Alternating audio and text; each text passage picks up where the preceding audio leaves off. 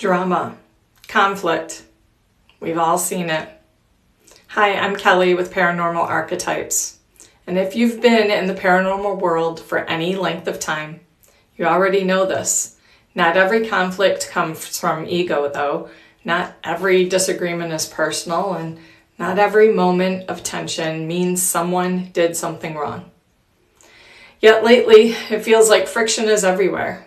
Between investigators, between teams, between locations, between people who once felt aligned and suddenly don't.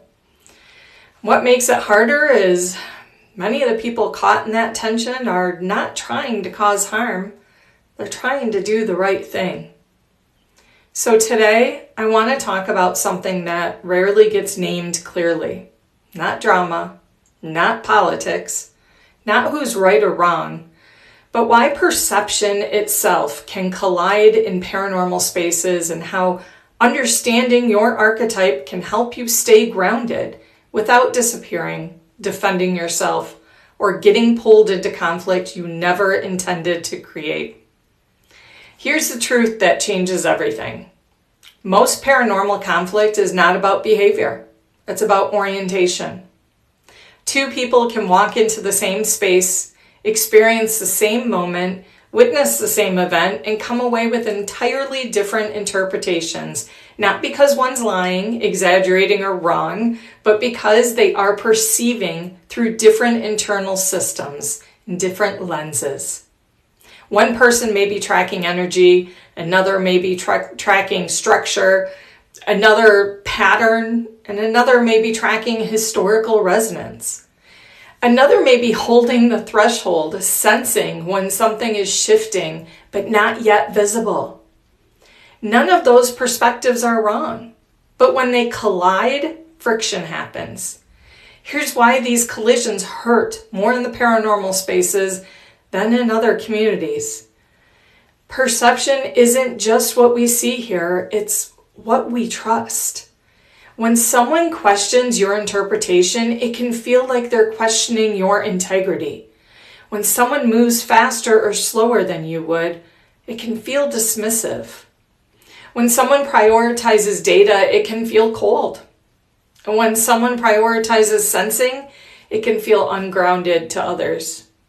And suddenly, something that started as a difference in perception turns into defensiveness, withdrawal, gossip, or blame.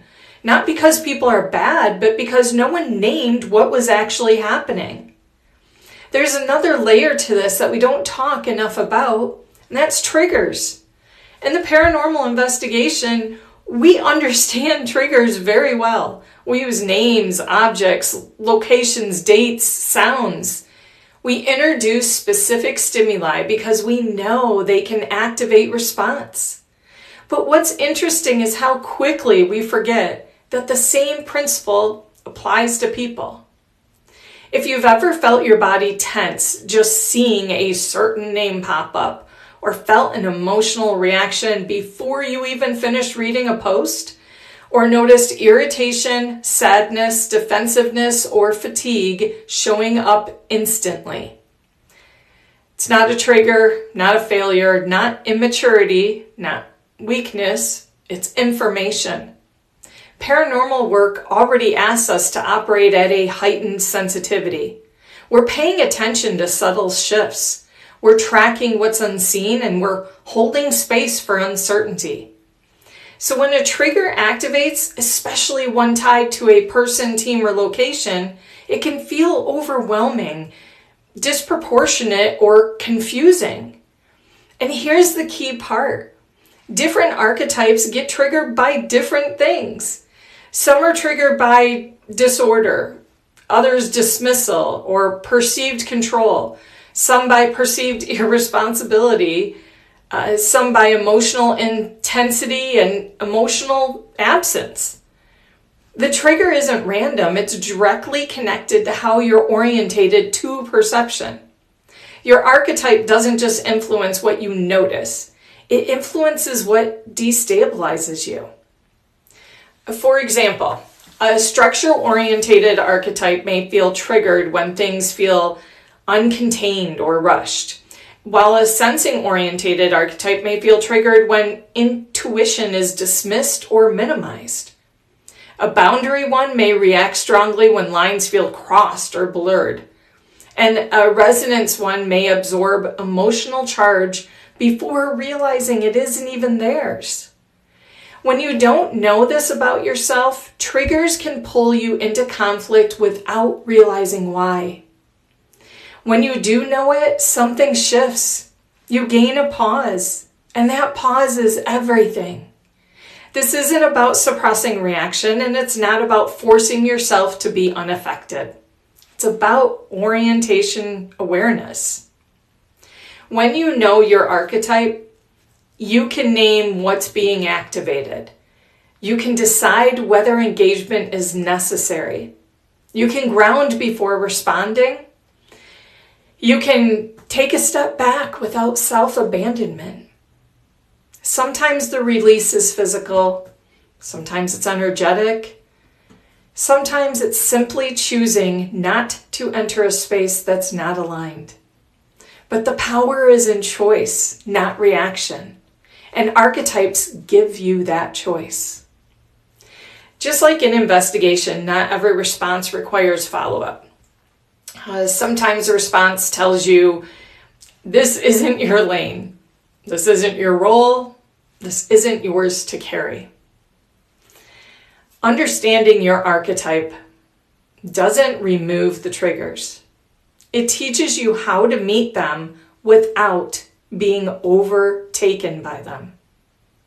And in a community as perceptive, passionate, and sensitive as this one, that matters more than ever. This is where archetypes matter, not as labels and not as personalities, but as maps. Your paranormal archetype shows how you naturally orientate to the unknown. It explains what you notice first, what you prioritize under pressure, how you process uncertainty, where you feel responsible, and where you feel misunderstood. When you know your archetype, something powerful happens. You stop trying to operate like someone else. You stop taking differences personally, and you stop getting pulled into roles you were never meant to carry. Let's make this practical. Imagine a team where one person is a grid technician and another is a channel seer. With that, the grid technician may feel frustrated by what feels like leaps without structure, and the channel seer may feel restricted by what feels like over control. Without archetype awareness, this becomes they don't respect evidence or they don't understand intuition.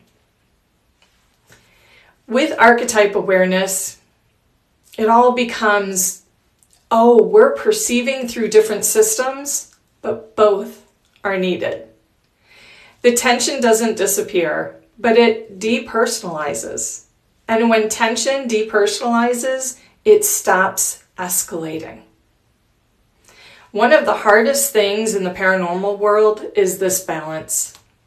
How to stay in your lane without shrinking, how to hold your ground without becoming rigid, how to protect your energy without isolating. Knowing your archetype helps because it clarifies where you are responsible and where you're not. You stop trying to manage other people's perceptions. You stop explaining yourself to people who aren't wired to receive it. You stop absorbing tension that doesn't belong to you. Instead, you show up cleanly, present, aligned, grounded. We're in a moment where paranormal spaces are louder, more visible, and more emotionally charged than ever before. More platforms are there, more opinions, more pressure, more eyes. When perception isn't understood, visibility amplifies friction. But when perception is understood, visibility becomes collaboration.